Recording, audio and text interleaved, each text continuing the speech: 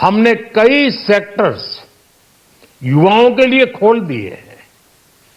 सामान्य नागरिक विकसित भारत के मिशन को ड्राइव करने वाला है। ये बजट एक फोर्स मल्टीप्लायर है। ये बजट सेविंग्स को बढ़ाएगा, इन्वेस्टमेंट को बढ़ाएगा, कंजम्पशन को बढ़ाएगा और ग्रोथ को भी तेजी से बढ़ाएगा। मैं वित्त मंत्री निर्मला सीतारमण जी और उनकी पूरी टीम को इस जनता जनार्दन का बजट, पीपल्स का बजट, इसके लिए बहुत बहुत बधाई देता हूं। साथियों, आमतौर पर बजट का फोकस इस बात पर रहता है कि सरकार का खजाना कैसे भरेगा, लेकिन ये बजट उससे बिल्कुल उल्टा है। लेकिन ये बजट देश के नागरिकों की जेब कैसे भरेगी, देश के नागरिकों की बचत कैसे बढ़ेगी और देश के नागरिक विकास के भागीदार कैसे बनेंगे, ये बजट इसकी एक बहुत मजबूत नींव रखता है। साथियों, इस बजट में रिफॉर्म की दिशा में महत्वपूर्ण कदम उठाए गए हैं। न्यूक्लियर एनर्जी में प्राइवेट सेक्टर को बढ़ावा देने का निर्णय बहुत ही ऐतिहासिक है।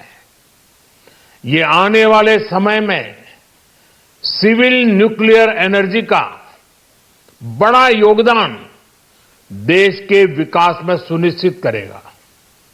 बजट में रोजगार के सभी क्षेत्रों को हर प्रकार से प्राथमिकता दी गई है। लेकिन मैं दो चीजों पर ध्यान आकर्षित करना चाहूंगा। उन रिफॉर्म्स की मैं चर्चा करना चाहूंगा जो आने वाले समय में बहुत बड़ा परिवर्तन लाने वाले हैं। एक, इंफ्रास्ट्रक्चर स्टेटस देने के कारण भारत में बड़े शिप्स के निर्माण को बढ़ावा मिलेगा। आत्मनिर्भर भारत अभियान को गति मिलेगी और हम सब जानते हैं कि शिप बिल्डिंग ये सर्वाधिक रोजगार देने वाला क्षेत्र है। उसी प्रकार से देश में टूरिज्म के लिए बहुत संभावना है। महत्वपूर्ण 50 टूरिस्ट डेस्टिनेशन,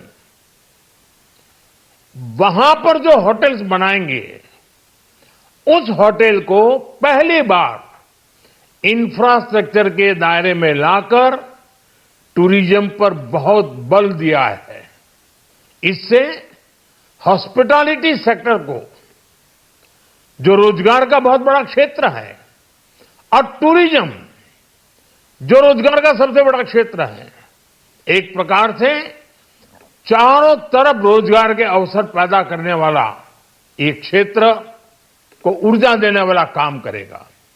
आज देश विकास भी, विरासत भी, इस मंत्र को लेकर चल रहा है। इस बजट में भी इसके लिए भी बहुत महत्वपूर्ण और ठोस कदम उठाए गए हैं।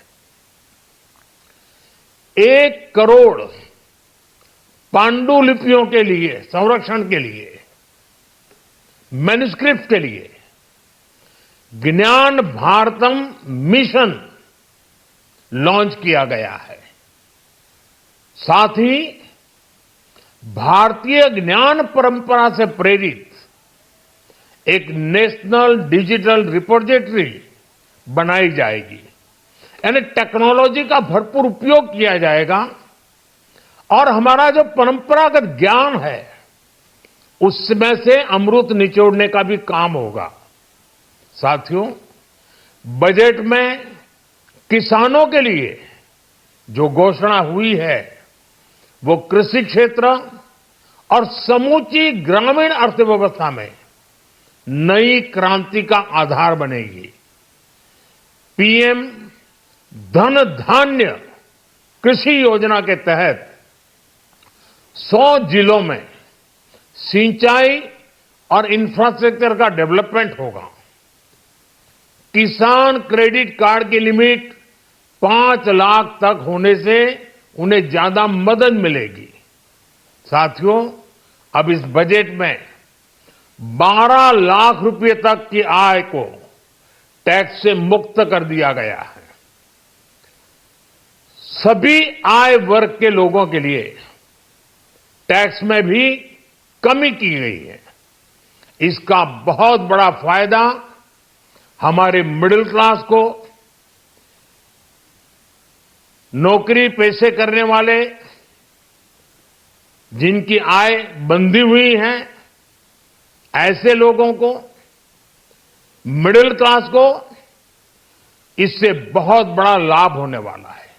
उसी प्रकार से जो नए नए प्रोफेशन में आए हैं, जिनको नए नए जॉब मिले हैं, इनकम टैक्स की ये मुक्ति उनके लिए एक बहुत बड़ा अवसर बन जाएगी। साथियों, इस बजट में मैन्युफैक्चरिंग पर 360 डिग्री फोकस है, ताकि एंटरप्रेन्योर्स को, एमएसएमईज को, छोटे उद्यमियों को मजबूती मिले और नई जॉब पैदा हो।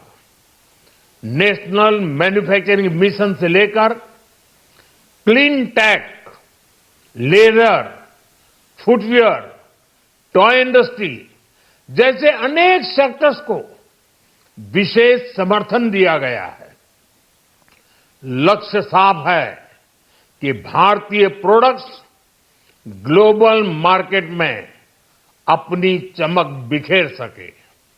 साथियों, राज्यों में इन्वेस्टमेंट का एक वाइब्रेंट कॉम्पिटिटिव माहौल बने, इस पर बजट में विशेष जोर दिया गया है। एमएसएमईज और स्टार्टअप के लिए क्रेडिट गारंटी को दोगुना करने की घोषणा भी हुई है। देश के एससी, एसटी और महिला जो नए उद्यमी बनना चाहते हैं, उनको 2 करोड़ रुपए तक के लोन की योजना भी लाई गई है, और वो भी बिना गारंटी। इस बजट में न्यू एज इकोनॉमी को ध्यान में रखते हुए गीग वर्कर्स के लिए बहुत बड़ी घोषणा की गई है। पहली बार गीग वर्कर्स का ई श्रम पोर्टल पर रजिस्ट्रेशन किया जाएगा। इसके बाद इन साथियों को स्वास्थ्य सेवा और दूसरी सोशल सिक्योरिटी स्कीम्स का लाभ मिलेगा। ये डिग्निटी ऑफ लेबर, इसके प्रति, श्रम एव जयते के प्रति सरकार के कमिटमेंट को दर्शाता है। रेगुलेटरी रिफॉर्म से लेकर फाइनेंशियल रिफॉर्म्स, जन विश्वास 2.0 जैसे कदमों से